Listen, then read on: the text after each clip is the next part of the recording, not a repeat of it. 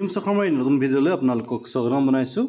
আজিৰ ভিডিঅ'ত আপোনালোকক জনাম পেট এক্সাম 2026 আপোনালোকে কেনেকৈ সুইপচাৰ্টত আপোনালোকে ষ্টুডেণ্টৰ মাৰ্কসমূহ আপোনালোকে আপলোড কৰিব লাগিব। যিহেতু আপোনালোকে আজি 9 জুন তাৰিখে আপোনালোকৰ পেট এক্সামসমূহ অনুষ্ঠিত হৈছে ক্লাছ 3, 4, 5 আৰু এই ক্লাছ 3, 4, 5 যিহেতু পেট এক্সামৰ যিসমূহ মাৰ্কসমূহ আপোনালোকে সুইপচাৰ্টত আপোনালোকে আপলোড কৰিব লাগিব। কেনেকৈ আপলোড কৰিব লাগিব সবিশেষ আপোনালোকক জনাম। চাবিৰকল ভিডিঅ'টো শেষলৈকে চাই যাব।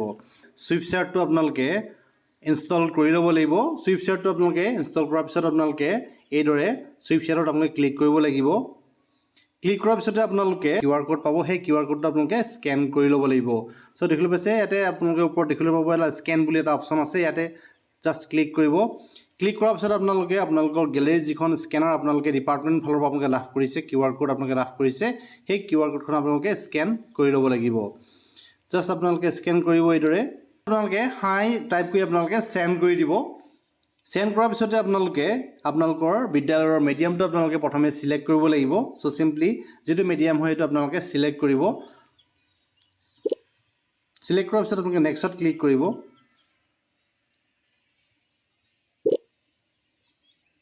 ইয়াৰ পিছতে আপোনালোকে বিদ্যালয়ৰ ডাইচ কোডটো আপোনালোকে এণ্টাৰ কৰিব লাগিব। আপোনালোকে ডাইচ কোডটো এণ্টাৰ কৰি দিব।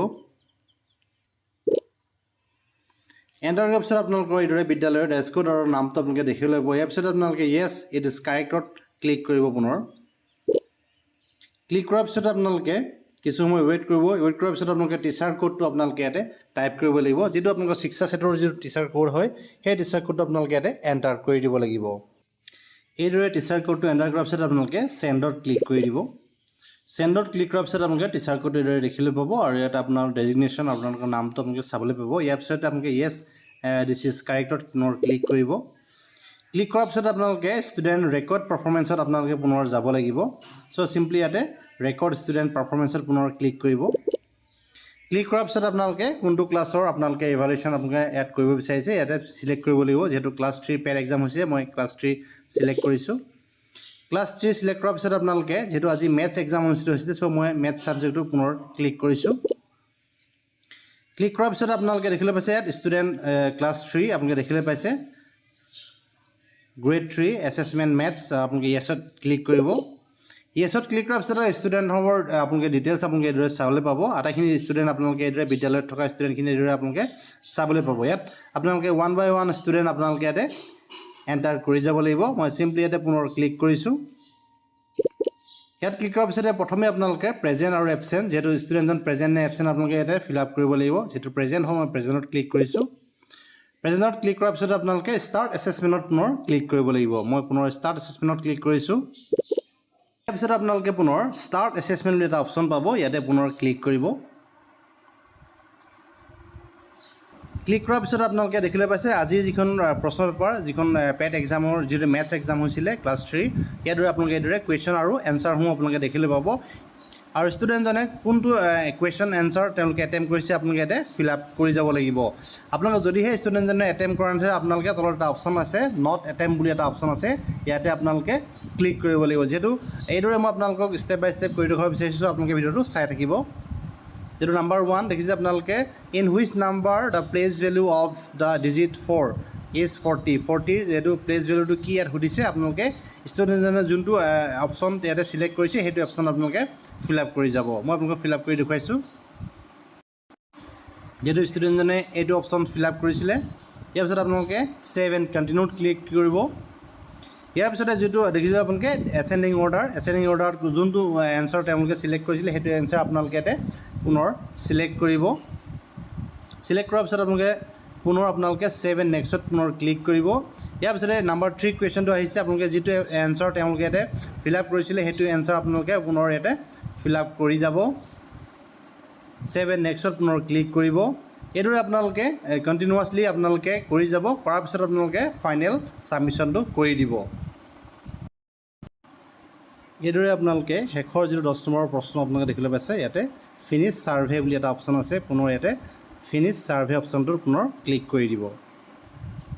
ক্লিক কৰাৰ পিছত আপোনালোকে do you want to confirm, so' আপোনালোকে ইয়াতে কনফাৰ্মত ক্লিক কৰি দিব। যদি আপোনালোকৰ ভুল হৈছে আপোনালোকে কেনচেলত ক্লিক কৰিব। যিহেতু মোৰ কোনো ভুল হোৱা নাই মই কনফাৰ্মত ক্লিক কৰিছোঁ। কনফাৰ্মত ক্লিক কৰাৰ লগে লগে এজন ষ্টুডেণ্টৰ যিহেতু আজি মেথছৰ যিখিনি কুৱেশ্যন এনচাৰ ছাবমিশ্যন কৰাটো কমপ্লিট হৈ গৈছে। ইয়াৰ পিছত আপোনালোকে পুনৰ নেক্সট ষ্টুডেণ্ট যাবৰ বাবে পুনৰ ৰেকৰ্ড পাৰফৰ্মেঞ্চ অফ এনাডাৰ ষ্টুডেণ্টৰ পুনৰ ক্লিক কৰিব লাগিব। ইয়াত ক্লিক কৰাৰ পিছত আপোনালোকে ছেকেণ্ড ষ্টুডেণ্টজন আপোনালোকে পুনৰ আপুনি চিলেক্ট কৰিব লাগিব। চিলেক্ট কৰাৰ পিছত আপোনালোকে প্ৰেজেণ্ট এণ্ড এবচেণ্ট এইটো আপোনালোকে পুনৰ ছাবমিট কৰিব লাগিব। যিহেতু প্ৰেজেণ্ট হয় প্ৰেজেণ্টত ক্লিক কৰিছোঁ মই। ইয়াৰ পিছতে পুনৰ আপোনালোকে ষ্টাৰ্ট এছেছমেণ্টত পুনৰ ক্লিক কৰিব। ইয়াত ক্লিক কৰাৰ পিছত আপোনালোকে পুনৰ ষ্টাৰ্ট এছেছমেণ্ট বুলি দেখিছে, আপোনালোকে এটা অপশ্যন আছে পুনৰ ইয়াতে পুনৰ ক্লিক কৰিব। ইয়াত ক্লিক কৰাৰ পিছতে আপোনালোকে কুৱেশ্যন এনচাৰসমূহ এইদৰে আপোনালোকে দেখিব লাগিব। চ' এইদৰে অতি সহজে আপোনালোকে 1 by 1 ষ্টুডেণ্টৰ এছেছমেণ্টখিনি আপোনালোকে কৰিব পাৰিব। যিহেতু চেট বৰ্ডত আপোনালোকে ছুইপচাটৰ যি চেট বৰ্ডত আপোনালোকে এইখিনি কুৱেশ্যন এনচাৰখিনি আপোনালোকে ছাবমিট কৰিব লাগিব। তাৰপিছত আপোনালোকক জনাব বিচাৰিছোঁ নেক্সট ক্লাছৰ এছেছমেণ্ট আপোনালোকে কেনেকৈ কৰিব। যিহেতু ক্লাছ 3 এছেছমেণ্ট কমপ্লিট হোৱাৰ পিছতে আপোনালোকে ক্লাছ 4 ষ্টুডেণ্টৰ এছেছমেণ্ট কৰিব লাগিব। ইয়াৰ বাবে আপোনালোকে পুনৰ হোম মেনু বুলি এটা অপশ্যন পাব, ইয়াত পুনৰ ক্লিক কৰিব লাগিব। ক্লিক কৰাৰ পিছত আপোনালোকে ৰেকৰ্ড ষ্টুডেণ্ট পাৰফৰ্মেঞ্চত পুনৰ ক্লিক কৰিব। ক্লিক কৰাৰ পিছত আপোনালোকে যিহেতু ক্লাছ চিলেক্ট কৰিব লাগিব, পুনৰ ক্লাছ 4 চিলেক্ট কৰিছোঁ মই। ক্লাছ 4 চিলেক্ট কৰাৰ পিছত আপোনালোকে পুনৰ ছাবজেক্ট টপিক চিলেক্ট কৰিব লাগিব, মেথ চিলেক্ট কৰিছোঁ। ইয়াৰ পিছত আপোনালোকে দেখিবলৈ পাইছে আপোনালোকে subject topic grade 4 maths assessment, আপোনালোকে ইয়াতে পুনৰ য়েছত ক্লিক কৰিব। য়েছ আপোনালোকে চিলেক্ট এ ৰেছপন্সত পুনৰ ক্লিক কৰিব। ক্লিক কৰাৰ পিছত আপোনালোকে ষ্টুডেণ্টৰ ডিটেইলছখিনি আপোনালোকে চাবলৈ পাব। 1 by 1 ষ্টুডেণ্ট পুনৰ আপোনালোকে এছেছমেণ্ট কৰি যাব। মই যিহেতু নেক্সট ষ্টুডেণ্ট চিলেক্ট কৰিছোঁ।